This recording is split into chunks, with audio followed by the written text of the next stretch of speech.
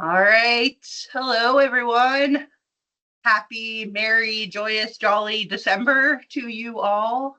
Welcome to the D3 monthly webinar for this month. We met back in October. My name is Corey Berg. I am a associate director on the Division 3 team. I've got with me my trusty companion from October, our current postgraduate intern, Will Morrison. What's up, Will? Welcome back. Hi, glad to be back. We are here for the next hour together to talk about all of the legislative proposals and one resolution that will be up for a vote for Division 3 in just over a month when we all come to Washington, D.C. to hang out for a little bit and do some D3 business. But before Will and I run through these proposals, just a couple of housekeeping announcements for you. These slides, if they're not already, will be posted very soon on the webinar page of nca.org. We are also recording this webinar, so if you want to refer back to any or all of what Will and I talk about, you'll be able to do that in the next couple days. And then, as always, we have our friend Bryn in the Q&A who's going to help me and Will answer as many questions as we can. So let's get rolling. Our game plan for today's webinar, like I said, is to really continue our preparation for Convention 2026. We started that preparation back in October when we focused on the blue pages of the official notice. So all of the non-controversial legislation that Division 3 is going to be asked to ratify at the business session. And today we've got a couple of updates to the blue pages that we want to make you aware of. And then we are going to walk you through where to find all of the convention resources that you're going to need to prepare to cast some votes on these proposals. And we're going to talk about how each proposal breaks down. So when you check out the official notice, what you're actually seeing as you're looking through things. We're going to review how the voting works. And then we are going to take you one by one through all 16 legislative proposals and the one resolution that we have this year. And we did book an hour today to make sure that we save some time for your questions. So I'm going to start us off with an update from our October meeting when we talked about the blue pages and all the non-controversial legislation that D3 is going to be looking to ratify in January. Will gave you an update on sports wagering and sports betting at that time to say, hey, D3 has done what it could do up to that point. We were waiting to see what the Division 1 Council did with their sports wagering proposal, because the rules around sports wagering and sports betting are common across all three divisions. So if one division wants to make a change, the other two have to be on board with that same change. The update that we have for you today is that the Division 3 Management Council approved the Division 3 version in final format, but when the Division 1 version went through, the Division 1 membership rescinded the adoption of their sports wagering proposal. So because the Division 3 membership was not on board, it is not going to change anything for any division. So all of you out there who thought that eventually Division 3 would remove the prohibition against sports betting, that has not happened. So things remain the way they are now. That prohibition stays. You might be wondering, okay, well, if Division 3's Management Council approved non-controversial 2026-15, are we still going to see it in the blue pages when we get to DC? The answer to that is yes.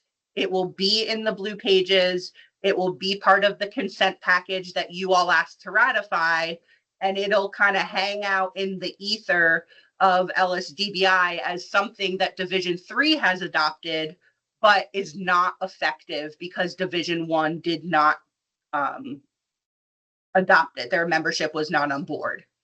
We are acting, we meaning Division 3, acting the same way Division 2 is. So they are also going to include their non-controversial proposal in their version of the blue pages. Their membership will be asked to do the same thing. And the reason why that's kind of the route that we're taking by leaving it in the blue pages is because if D2 and D3's memberships ratify things in January and sometime in the future Division 1 decides to take up the sports wagering, sports betting question again, then D2 and D3 will already be ready to go if that time comes. But long story short, on this slide, all of the sports wagering rules and prohibitions remain in effect, all three divisions. My second update for you for the blue pages is that for the very first time at its October meeting, the Management Council for Division 3 decided to exempt D3 from a rule that was adopted by the Playing Rules Oversight Panel, or PROP. And so if you remember back to convention 2025, at the beginning of this year, there was a proposal to let the Management Council do this. And that proposal said, hey, if a rule change is adopted by PROP for all three divisions and Management Council thinks that there is a financial impact or a philosophical issue with whatever that rule is, the council can act to exempt Division 3 from that rule. So to not require it, but to make it permissive. And they did that for the first time at the October meeting in the area of women's lacrosse. And so beginning with the 2027 season, it will be okay. And you can totally have your women's lacrosse officials wear headsets during the games, but it won't be required. And the reason why I bring this up is because if you have women's lacrosse, this affects you, but this is also an addition that you will see in the blue pages. It'll be a brand new little appendix in the blue pages that will talk about this playing exemption. So we wanted to make sure that you got those two updates on the blue pages before we go into all of these proposals. And now I am going to pass it to Will, and he's going to get us started. Awesome. Thanks, Corey. So I'm sure you all have plenty of questions. We're going to answer some of those questions today. But if we don't get to you, there are two super helpful resources as you prep for January. First is going to be the official notice, which is kind of the playbook of the business session. And then second, and maybe more importantly, is the proposal Q&A. Staff has worked with the Interpretations and Legislative Committee and with the proposal sponsors to pull this document together. It's not really about whether you should support a given proposal. It's more about, if adopted, how each proposal would apply to Division 3. Hopefully, when you get these slides, you're able to click on those links there. But if you can't, just enter the text into the search on ncaa.org. It should take you right where you can find them. So before we get into the proposals, two really quick reminders. This slide breaks down the parts of the proposal, what you are looking at when you read the official notice. So for each proposal, you're going to see the intent, which is the problem or issue the proposal is looking to address. You're going to see the text. Any text that is in normal font is going to be the current legislation, and that's going to stay. And then anything you see with a strike through will be out, and anything in bold underline would be a new addition if the proposal is adopted. Third, you're going to see the source. So the source is where the proposal comes from, or in other words, it's who supports the proposal and thinks that it's a good idea. You're going to see the effective date. So this is when the rule would go into effect, or when the rule becomes the rule. Then finally, you're going to see the rationale. The rationale explains the reasoning behind the proposal and discusses the benefits of why it is a good idea. So next, we're going to briefly cover how voting works. So during the business session of convention, we will vote on each of the proposals that we are about to cover. Every active institution and multi-sport conference will get one vote. And in addition, National SAC will also get one vote as well. So if the vote is in favor of the proposal, then it becomes adopted, and the change will be official based on the effective date of the proposal that I mentioned before. But if the vote is against the adopting of the proposal, it is defeated, and as a result, the legislation does not change. So I'm going to pause here really quickly, see if anyone has any questions so far. And if not, we'll move along to the proposals. Yeah, I think I forgot to say this at the beginning, but if you have questions, we're taking them. Use the Q&A function, and we will get to you. Right. Well, let's roll. Let's get into it. Okay. So next we will discuss the proposals that are in the president's grouping. So just kind of as a brief reminder, the president's grouping contains proposals that should be of particular interest to your campus presidents or chancellors. So maybe there's a philosophical impact, maybe a budget impact. But as you prep for DC, make sure that you talk to your presidents about these next 6 proposals. So up first, we have women's wrestling. This is a membership-sponsored proposal. It's initially submitted by the CCIW and then co-sponsored by the American Rivers Conference and the MAC. So if you remember Convention 2025, you'll know that women's wrestling was made into a national collegiate championship sport by all 3 divisions. This proposal, if adopted, would take things a step further. It would establish a Division III specific championship in the sport, and this would we're aiming to begin in the 27-28 academic year. It would also create a Division III wrestling's committee to conduct and oversee that championship. Next, we have the use of a season proposal. This is another membership-sponsored proposal, this time from the Empire 8 with help from the Atlantic East and Little East. If adopted, this proposal would change how Division III defines a season use. So as you know, currently Division III athletes use a season anytime they participate, which would be practicing or competing during or after their team's first contest. This proposal would see seasons used only when a student athlete competes. One thing that's important to note is that the existing exceptions to the use of a season would remain in place. And this proposal would also not eliminate a student athlete's opportunity to regain a season through the hardship or season of competition waiver process. And finally, this proposal would not be retroactive. Moving on, we've got a resolution. This resolution is coming from the SCIAC and the North Coast. It's asking the governance structure to take a deeper dive and closer look into name, image, and likeness activities in Division III. And just as a quick reminder, resolutions don't actually change any Division III rules in the moment. So if this is adopted, nothing would change in Division III. Instead, committees and councils around the division would examine NIL as a whole and essentially report back to the membership with the findings as the things kind of you see on the slide. So strategies, policies, or maybe even some new rules in the future. Next, we have the proposal to amend in-region competition. This proposal is sponsored by the Coast to Coast Athletic Conference, the Collegiate Conference of the South, and the Southern Athletic Association. So what this proposal does is reduce the required minimum percentage of in-region competition for championships from 70% to 50%. This is going to apply to all sports except golf, which will stay at 25%, and tennis, which will stay at 50%. This proposal also expands an exception.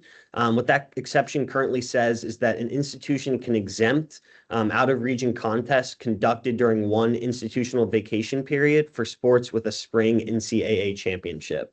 So currently, only the institutions competing during their vacation period can exempt the contest. So if your team is traveling for spring break and the hosting institution is not on institutional break, you can exempt the out-of-region contest, but the hosting institution cannot.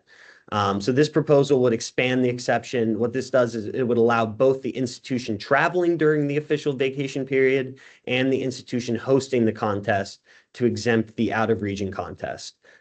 There's no limit to the number of times an institution may use the exemption. And additionally, any sport team can apply the exception instead of just sports with a spring NCAA championship. So kind of back to our previous example, if your institution is traveling on an institutional break and the hosting school is not on break, both you and the hosting institution can now exempt that competition. Up next, we have the multiple AQ model. This comes from the President's Athletic Conference and the United East Conference. This proposal would allow conferences that have 12 or more core members in a specific sponsored sport to have 2 automatic qualifiers. So it's important to note here that this is sport specific. So for example, if a conference has 12 members that sponsor softball and only 11 that sponsor basketball, they would get the 2 AQ spots for softball only, not basketball, so sports specific. Once a conference reaches 12 or more core members sponsoring a sport, the conference would immediately receive a second automatic qualifier in that sport. If a conference falls below 12 core members sponsoring a sport, the conference would immediately lose their second automatic qualifier in that sport. The method by which the conference determines its conference representatives is the responsibility of the conference, and that should be declared and outlined at the time of the automatic qualifier declaration. Finally, we have the required AQ competition by conference core members. This is sponsored by the Landmark Conference, North Coast Athletic Conference, and the SCIAC. What this proposal says is that if your conference has an AQ in a sport, your team must participate in the AQ process to be eligible for NCAA selections. If the team does not participate, they are not eligible for selections, which includes at-large selections. For example, if they do not compete in the conference's postseason tournament, that institution would be ineligible for an NCAA at-large selection for that specific sport. So we're going to pause here. That's the end of the president's grouping, and see if anyone has any questions. All right, I've got one question for you, Will. This is about the season of participation proposal. Would this criteria be for any year of a student athlete's athletics career or only during their first year of NCAA participation? This would be for any year of their athletics experience. Thank you. Of course. Give it a little bit to see if anything else pops in. Also know we're going to have time for questions at the end. So if you're kind of just letting things settle right now, we can certainly come back to it once we get through this general grouping. All right. 3, 2, 1. All right. I'm back. Thanks, Will. We are now going to go through the remaining proposals that are going to sit in the general grouping. So like Will described how the President's Council grouping is the kind of the big ticket items that have philosophical impact, financial impact. Things that are put into the general grouping are more day-to-day administrative in nature. So things that maybe presidents are less familiar with, but all of you as athletic administrators probably know very, very well. And we've got a mix in this group of both membership sponsored proposals, and we're going to see a couple of governance sponsored proposals come our way. We have one more in the area of championships and AQ, and it has to do with the waiting period that multi-sport conferences go through to get their AQ in the first place. This is a membership sponsored proposal that came in from the MASTAC and got co-sponsorship from the Coast to Coast Conference and the Conference of New England. So right now, in order to get an AQ in the first place, multi-sport conferences have to meet certain criteria and display that they can maintain their core membership, that they're conducting competition within the conference, and a couple of other things to just show that if they're awarded an AQ, they would be a stable conference and maintain their membership and all of that good stuff. Right now, they have to meet those criteria for 2 years before they can apply to get an AQ to an NCAA championship. What this proposal would do, if it's adopted, is it would take that waiting period and cut it in half. So the criteria would remain the same, but the multi-sport conference would only need to wait a year before they can go for that automatic qualifier to the NCAA tournament. The next proposal, also membership sponsored by the NAC and the Collegiate Conference of the South, would establish a mandatory winter break across Division III. So what this proposal would do is it would require every Division III athletics department for the time period between December 15th and December 28th to declare a 7-day consecutive week off, where the department essentially will shut down from all athletically related activity and all voluntary activity when there would be a coach involved. The institution itself would get to determine when between December 15th and December 28th those 7 days happened, but the entire department would need to agree to the same 7-day period. So your administrators would have to agree with your basketball coaches, with your swimming coaches, with your ice hockey coaches, with your indoor track coaches. Everyone at the institution would take that 7-day period off. And you can see here on the slide with the bullet points, just a couple of examples of things that would be prohibited during that 7-day period. The next proposal is our first one coming from the governance structure. So this idea originated with the Interpretations and Legislation Committee. It got reported up through Management Council, and Management Council signed on. They were on board. And what it would do is it would require use of the NCAA transfer portal for Division III institutions.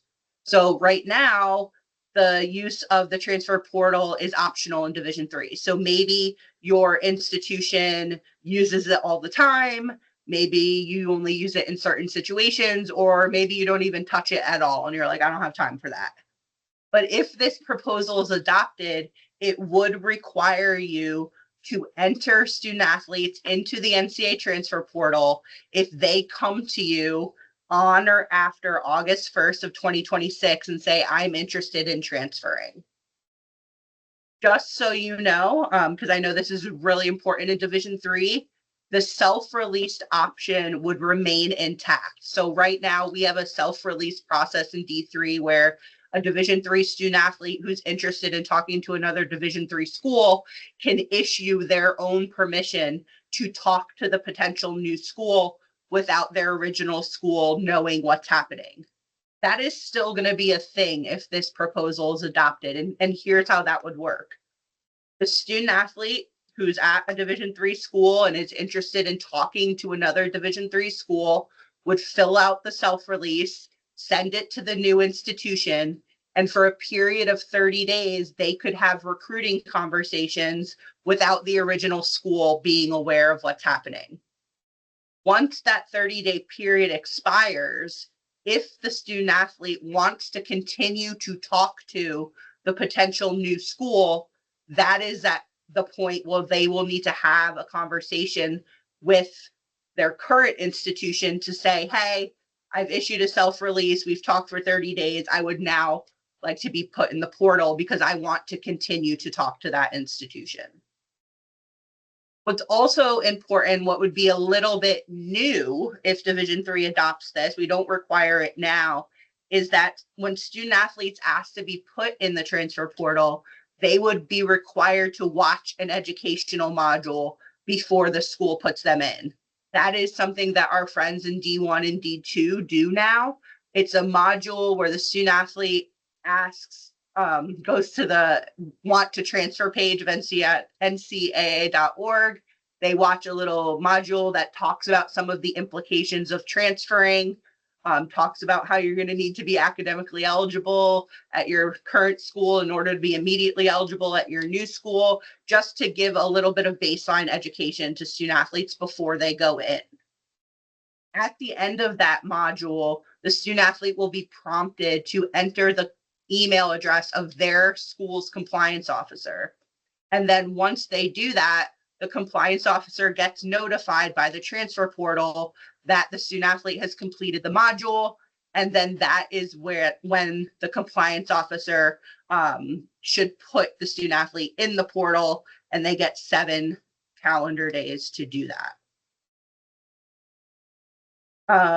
Let's see, other things about the transfer portal. We're working really, really closely with the membership groups like ILC, National SAC, Management Council to make sure that if this proposal is adopted, the transfer portal will have opportunity to ask for and for you to receive all of the relevant information that you need to certify transfers correctly. So if you feel like there is something missing currently in the transfer portal, we're working to make sure that we are up and ready to go should this proposal be adopted. The next proposal is the last one to come from the membership side. It was initially submitted by the CCIW, got co-sponsored by the Little East, and has to do with meals on an unofficial visit. So right now, prospective student athletes can come on unofficial visits to Division III campuses, and D3 athletics departments can provide those prospects with a meal on an unofficial visit. But what they can't do is they can't also give a meal to whoever accompanies the prospect on that visit, unless that meal is generally provided to all prospects and their families by someone like admissions or student affairs or something like that. What this proposal would do is it would open that restriction and say, hey, if a prospective student athlete comes to your campus for an unofficial visit, you can provide them a meal, and you can also provide that meal to anyone who might accompany them. Okay, we're gonna move to a package. I'm calling it a package because there's 4 of them, of proposals that are the result of a top to bottom review of bylaw 16 by the Division III Interpretations and Legislation Committee. If you remember back to the webinar that Will and I did in October, this is going to sound kind of familiar to you because there were a handful of non-controversial proposals that also stemmed from this bylaw 16 review. So if you think back to when we talked about occasional meals and we talked about athletics and non-athletics apparel and equipment, those were the non-controversial outcomes of the review. These next 4 proposals are the ones that are going up as convention proposals for the full vote of the membership. And we are starting with practice expenses. So this, like I said, came from ILC, Management Council signed on. Right now, your institutions can provide practice expenses to student athletes if the practice is happening within your state, if it's happening in conjunction with an away from home contest, or if the practice is happening outside your state, it's within 100 miles of your campus. ILC, Management Council, they're like, 100 miles, and some of these restrictions seem a little bit arbitrary, right? If I'm in New England, I can get to several states within 100 miles of my campus, but if I live in Texas or California, I might not be able to get outside of my state within 100 miles, but I could go somewhere really, really far away and still be within my state. So the location and the area restrictions seemed a little strange to them. So what this proposal would do, if it's adopted, is it would get rid of those area restrictions and the 100-mile piece. And it would say, okay, institutions, you can provide practice expenses to your student athletes at any location as long as they are eligible for practice and they do not miss class for practice. And that do not miss class piece is really important because ILC and Management Council felt that that is a good guardrail to have in place to keep people from going on spontaneous training trips in the middle of the semester because they won't be able to miss class. The second in this package of 4 has to do with award values. So think about participation awards that you give, or conference awards that your conference office gives, or like player of the week, or anything else that student athletes receive in the area of awards. There's a whole bunch of legislation at the front of bylaw 16 that details who can give what, how often can they give it, how much can be spent on each award. And then there are some super helpful charts at the end of bylaw 16 that outline all of that information in what I think is an easier to digest way. What this proposal would do is it would keep everything about who can give the awards, what those awards can be, and how often they can be given. It would keep that consistent with the way they are now, but it would take all of the exact dollar amounts and all of the references to values out. So essentially, a conference or an athletics department would be able to determine how much they spend on awards for different student athletes. The rationale here is to alleviate some of the administrative burden, the tracking, and also the awards values that are currently on all of those charts haven't been looked at in about 15 years. And so ILC and then Management Council said, hey, let's just let the institutions determine how much to spend in each of these areas. Next up in the package is a proposal that would permit, not require, but permit institutions, if they so choose, to provide expenses, actual necessary expenses like travel and hotel, things like that, food costs, for student athletes who are chosen for an all-star event or similar post-eligibility competition. Right now, there's some conflicting and confusing bylaws about how expenses cannot be provided for these sorts of events, but you can give awards for these sorts of events, and those awards can be put towards certain things, but they're also capped at certain values. And there's a lot of crisscross where things become confusing. So again, to alleviate some of the administrative burden on institutions, if adopted, this proposal would say, okay, if you have a student athlete who qualifies for an all-star event or other post-eligibility event, your institution can decide to help that student athlete get there by providing actual necessary expenses. Really important to note here that it is a one-time per student athlete thing. So that is what post-eligibility means. So if it's not specific, if the event isn't specifically called an all-star game, a post-eligibility event is really what we're talking about here. So you can't be providing this opportunity to the same student athletes year after year. It's got to be at the expiration of their athletics participation. The only way they would be able to double dip, so to speak, is if they're a multi-sport student athlete. So if they get chosen for a all-star game in soccer, but they also play lacrosse, you could do this for their soccer selection and for their lacrosse selection. And then the last one in the package of bylaw 16 proposals is in the area of reasonable entertainment. And you might be like, Corey, why are you saying reasonable entertainment? The slide says professional sports tickets. And I'm going to tell you why. Because right now, our reasonable entertainment bylaw says that your institution can provide student athletes with reasonable entertainment in conjunction with practice or competition, but they absolutely cannot provide pro sports tickets unless it's in conjunction with an away from home contest, which made the interpretations and legislation committee and management council be like, but why is that the only thing that's singled out? And maybe it shouldn't be. So what this proposal would do if it's adopted is it would let your institution determine what is reasonable entertainment, and you would be permitted to provide that reasonable entertainment in conjunction with practice or competition. So if you read through the lines, the prohibition against sports tickets, professional sports tickets, would be removed. What would stay, importantly, is the prohibition of providing cash for any entertainment. That would remain impermissible. All right, moving out of bylaw 16 and into some emerging sports, starting with flag football.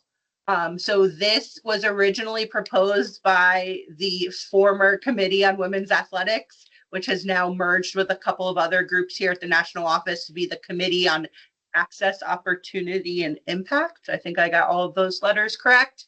But reported out to Management Council. Management Council supported the proposal that would add flag football as an emerging sport for women in Division III. If this proposal is adopted and an institution in Division III sponsors women's flag football at the varsity level, they would be required to start following Division III rules in that sport. And you could do all of the things like using flag football for sports sponsorship purposes and all of that. And the goal is, as with any emerging sport, is that the sport across all three divisions in Division III grows to such a point that it can eventually reach championship status. But this is the first step in that process. The next proposal has to do with acrobatics and tumbling. This sport, acrobatics and tumbling, is already on the emerging sport list for Division 3. It is also on the emerging sport list for Divisions 1 and 2. So what this proposal would do is it would take acrobatics and tumbling and it would elevate it from the emerging sport to a national collegiate championship sport. And what that means is in the time that acro and tumbling has been on the emerging sport list in all 3 divisions, the sponsorship has grown to a point, and that point being 40 institutions across all 3 divisions, that they now qualify to have a national collegiate championship. National collegiate championships are when all institutions from all 3 divisions compete against each other. So that would be the goal for acrobatics and tumbling, with the first championship, I believe, coming up in 2027. And then our last proposal here before we stop to see if there are any questions is in the sport of stunt. So take everything I just said about acrobatics and tumbling and copy paste it here for stunt, because this proposal would do the same thing. It would take the current emerging sport of stunt and it would elevate it to national collegiate championship status, and there would be a championship event across all 3 divisions if this passes for all 3 divisions.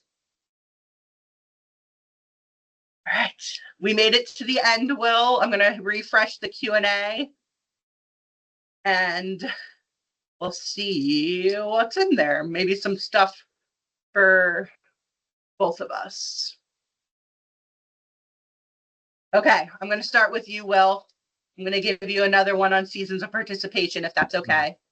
Sounds good. You mentioned that it's not retroactive. Can you just explain that a little bit further, hash that out a little bit? Yeah, for sure. So with the effective date of this proposal being August 1st, it's going to apply to activities that occur anytime on or after that date. So for example, if a student athlete was charged with a season because they only practiced and did not compete, and this happened prior to August 1st, 2026, this proposal would not apply to them. So in other words, they would still trigger the use of a season. Awesome. Sticking with the season train, would sub-varsity, like JV participation, also use a season under this proposal? Yeah, so JV competition would trigger the use of a season. So a student athlete will use a season if they compete in a junior varsity level intercollegiate competition. Yeah, awesome. All right, I've got a couple in here that I can handle. Does the 7-day winter break period have to begin at the conclusion of the last final exam day, or could it begin during finals? Sorry, tongue twister there. Really, the institution gets to determine when between December 15th and December 28th it happens. So we would really look to your institutional policies and procedures to determine how to best make that happen. Another one for me, how long is the transfer portal module? Great question and short. I think the D1 and D2 versions are like 4 or 5 minutes. And they also talk a lot about financial aid and what it means for your scholarships if you transfer. Obviously, that wouldn't be applicable to us in Division 3. So I would imagine 4 to 5 minutes, if not shorter. And then we've got a flag football question here. How many D3 institutions have announced flag football? I'm going to give a high five to our friend Sarah Turner, who ran over and held up a sign outside of my office door to tell me that 23 institutions have declared flag football. So they're contributing to that minimum of 40. And also thank you, Sarah, for that. All right, anything else? And this could be on the proposals that I went over, that Will went over, sports betting, women's lacrosse headsets. What do you got? We'll wait to see if more come in.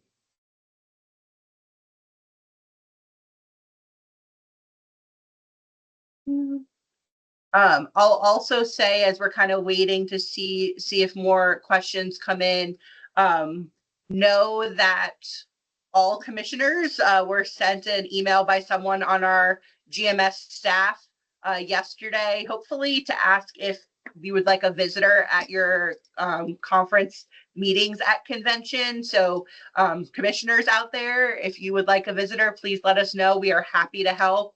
We're also happy to help in the interim. So if you have questions about anything that you heard today, absolutely catch us on RSRO, shoot us an email, give us a call. We want to make sure that everyone's feeling confident and prepared as we get to DC.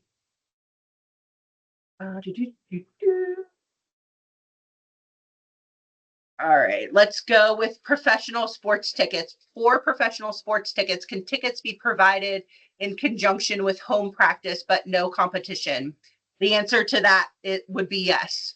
It could be provided in conjunction with practice, noting that practice can only happen during the team's declared season. So if you are a fall sport or spring sport, it would be happening between the start date and the end date of your season. If you are a winter or period sport, it would be happening on one of your 114 or 144 days if you're track and field.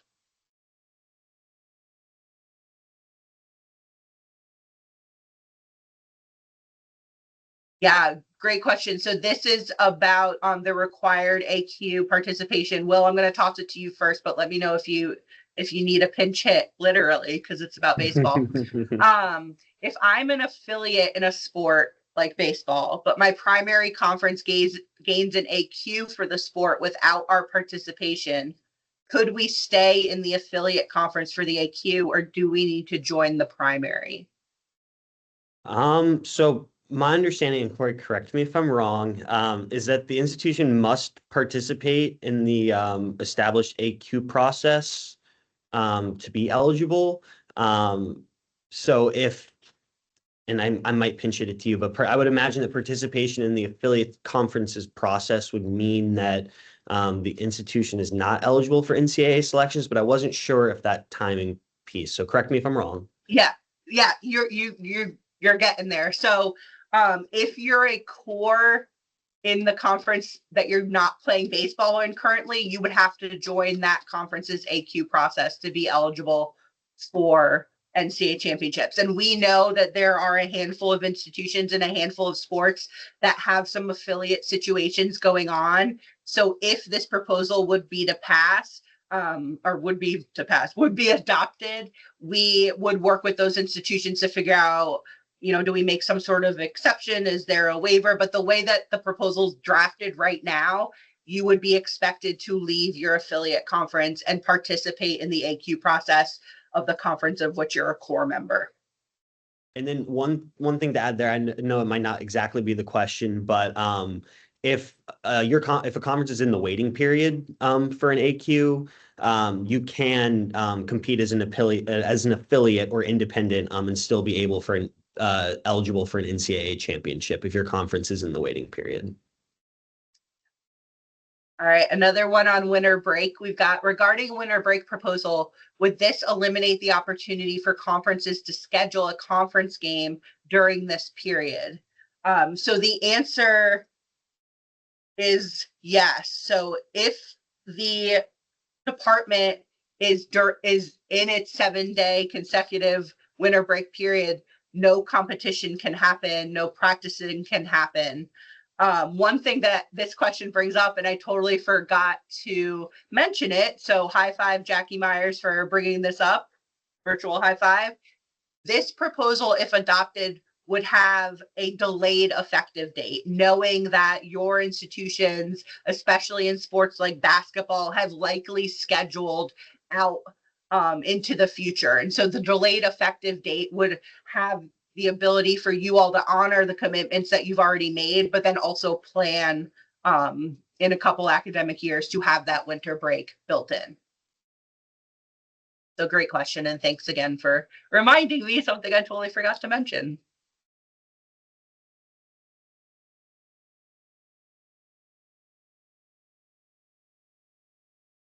Anything else?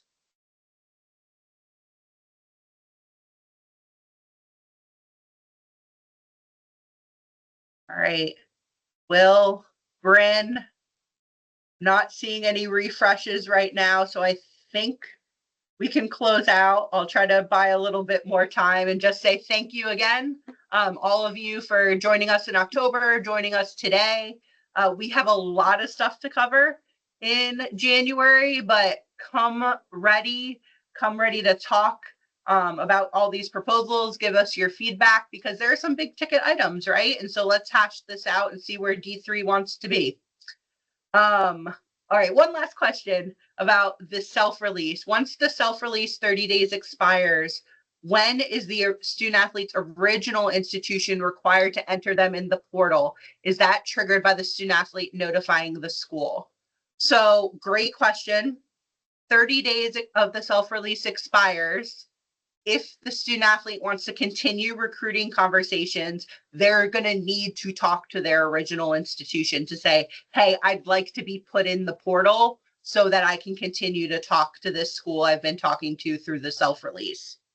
The student athlete asking doesn't in and of itself start that 7-day period to get them in. What starts that 7-day period where the compliance officer needs to input the student athlete is confirmation that they've completed that module.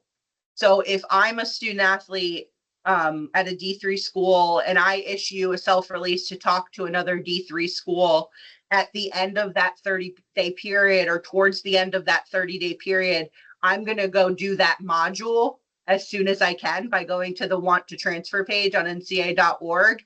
And I'm going to finish that module so that I can notify my compliance officer as soon as I can, and I don't have to take time before I can start continuing my conversations. That's just what I would do. Best practice. All right, great. Thank you for your questions. Everyone have a great holiday season, and we will see you in just over a month. All right, thanks everyone. Have a good one.